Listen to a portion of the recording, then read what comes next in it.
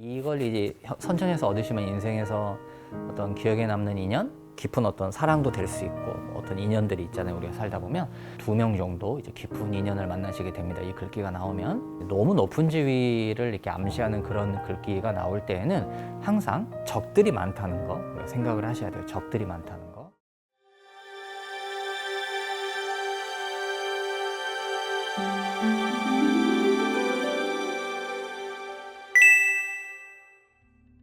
뇌지의 이효. 이효는 절개가 돌과 같은 것이 나를 마치지 않도록 하니 곱고 길하다. 절개를 돌같이 지켜라 하루 종일. 자, 상전을 보죠.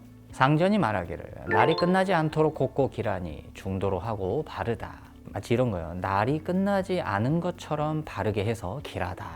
계속 절개를 지키면서 바르게 해라 이거예요. 본문을 볼까요? 이효는 무릇 중용과 발음을 지키면서 기미를 보는 형상으로 그로 인해 그 운세가 좋은 경우이다, 선한 경우이다. 그러니까 앞날을 이렇게 기미를 미리 보니까 좋다, 이거 좋아진다 이거예요. 요사에 보면 절개를 돌처럼 지켜라. 그러면 잘 될 것이다 이 말이 있죠. 이렇게 문맥에서 계속 나가는 겁니다. 자, 협자는 부지런히 덕과 업을 수양하고 힘써서 중용과 발음을 행한다. 좋은데요? 부지런하다는 말로 이제 문장이 시작이 돼요. 보통 우리가 하라기술을 보면 이 사람의 성격, 성향 이거를 우리가 알 수가 있다고 제가 여기서 말씀을 드리는데 부지런하다, 이런 근면하다, 수양 뭐 이런 글자들이 나오면 뭔가 열심히 이득을 위해서 노력을 많이 한다 이런 뜻이에요. 수양한다는 말이 나오면 우리가 도 닦는다 약간 이런 느낌 있죠. 근데 이제 그 앞이 중요해요. 무엇을 이 사람이 이제 이걸 익히느냐, 닦느냐, 무엇을 수양하느냐, 부지런히 덕과 업을 수양한다. 자, 하라기수에서 말하는 덕이라는 것은 물론 가까운 사람들한테 내가 잘하고 의리가 있고 뭐 이런 좀 좋은 의미도 있지만 제가 이제 계속 말씀을 드리지만 본질적으로는 이제 덕이라는 하라기수에서 말하는 덕이라는 것은 이득을 향해서 나아가는 어떤 그런 행위를 이제 말을 해요.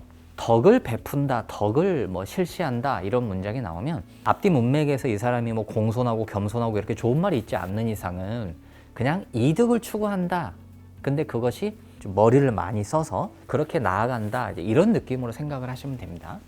중용과 발음을 힘써 행한다. 힘력자가 나왔네요. 자, 힘력자가 등장을 한 것은 이 사람이 어떻든 이제 어떤 체력적으로 몸을 쓰는, 몸을 움직여서 중용과 발음을 행하는 이런 느낌이라고 말씀을 드릴 수가 있겠어요. 이를 보는 것이 민첩하게 빨라서 이름과 칭찬이 높고 멀리까지니 그래서 부유하고 귀함과는 능히 음란해지지 않을 수 있고 가난하고 천함과는 능히 연루되지 않을 수 있으며 위세와 무력에는 능히 굽히지 않을 수 있다. 이름과 칭찬이 높고 멀리까지 나가요. 그래서 당연히 부유하고 귀한 사람들을 만나겠죠. 하지만 그 부유하고 귀한 사람들과 함께 내가 어울려서 음란한 어떤 행위를 하기가 쉬워요. 제가 여기서 말씀드리지만 사람이 돈이 많고 시간이 많으면 좀 헛짓을 하기 마련이에요. 정말 성격적으로 원래 타고난 성향이 좀 그런 걸 귀찮아하거나 곁길로 나가는 것을 별로 좋아하지 않거나 아니면 어린 시절에 아주 어릴 때 너무 이제 그런 걸 많이 해봐가지고 난 안 해. 약간 이런, 예를 들어서 뭐 어린 시절에 게임을 많이 했던 그런 분들은 커서 게임을 잘 안 하고 막 이런 것도 있거든요. 그런 식의 분이라면 모르겠지만 아무튼 이제 하라기수에서 어떤 말이 등장을 하면 그것은 일어나기 때문에 이제 그런다고 이제 말씀드렸잖아요. 그게 뭐냐면 이름과 칭찬이 높고 멀리까지 나아가요. 그래서 부유하고 귀한 사람을 만나겠죠. 근데 음란해지지 않을 수 있고 시간이 많고 돈이 많으면 음란한 행위를 하기가 쉬워요. 근데 그렇게 되지 않고 이거예요. 가난하고 또 힘든 박한 어떤 인생을 사는 그런 사람들과는 연루되지 않을 수 있고 괜히 이렇게 얽힐 수 있거든요. 위세와 무력에는 능히 굽히지 않을 수 있다. 권력을 가지고 있거나 힘으로 제압하려고 하면 기가 죽기 마련인데 위세와 무력이 있는 사람을 만나도 나는 굽히지 않는다. 왜? 이름과 칭찬이 높고 멀어서 굳이 나는 그렇게 하지 않아도 나는 이미 내가 가진 게 충분하고 지위가 높고 그래서 뭐요? 자존감이 높다. 약간 이런 느낌이 있죠. 그래서 엄한 대로 빠지지 않는다. 빛나는 절개로 효사를 인용한 거예요. 자, 무슨 말이에요? 빛나는 절개로 세차게 충성해서 가히 조정과 정사에서 기둥과 주춧돌이다. 너무 멋있습니다. 절개를 돌과 같이 지켜야 효사에서 계속 이렇게 나왔죠. 상전에서. 자, 그 말인 거예요. 부유하고 귀한 사람을 만나도 음란해지지 않고 왜? 빛나는 절개를 지키니까 세차게 충성하니까 이게 옛날로 치면 왕에게 세차게 충성하니까 백성을 잘 되게 하기 위해서 사니까 그렇죠? 가난하고 천한과는 어울리지 연루되지 않고 위세와 무력이 있어도 나는 굽히지 않고 절개로서 나아간다 이거예요. 조정과 정사라는 것은 이제 우리가 나라, 국사를 논하는 이 중심, 심장부를 뜻하는 글자죠. 자, 여기에서 기둥과 주춧돌이 된다. 주석과 같은 사람이다 이거죠.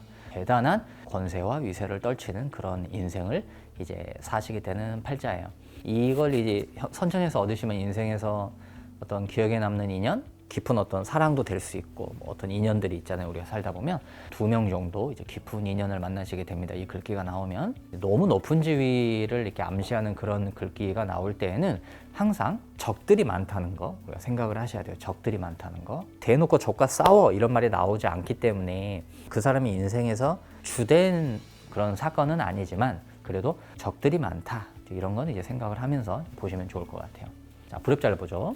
불협자도 또한으로 시작하기 때문에 협자의 글귀를 어느 정도 가져다 쓰는 경불협자가 되겠습니다. 그러니까 협자가 가지고 있는 사회적 지위나 이런 걸 어느 정도 사용하는 거예요. 그러니까 가끔 이제 우리가 하락기술을 보시면서 왜 불협자 글귀에 사회적 지위가 높다는 말이 없는데 이 사람은 되게 괜찮은데요? 이렇게 말하는데 그게 경불협자라 그래요. 특히 이제 이렇게 또한으로 시작하는 분들은 반드시 이게 경불협자라는 암시거든요. 또한은 불협자 도로 시작하기 때문에 그렇기 때문에 이 불협자 글귀 안에 사회적 지위가 높거나 부자가 된다거나 이런 말이 없어도 협자에 그런 언급이 되어 있으면 어느 정도 가져다 써서 그 정도 지위의 어떤 부를 축적을 하게 됩니다.